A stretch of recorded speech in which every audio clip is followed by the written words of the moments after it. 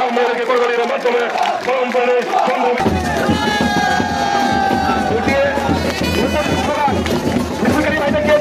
আপনারা নিজেদের অবস্থান নিতে জানেন, যাদের অবস্থান থেকে মঞ্চ থেকে সরে যান প্লিজ।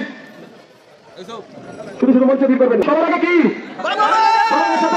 ছাত্রদের রক্ত, ছাত্রদের রক্ত সবার আগে হাসপাতাল সৈনিক ছাত্র আছে সবার আগে, তারা আগে তাদেরকে আগে দেবেন, সিনিয়র নেতৃবৃন্দকে আগে দেবেন।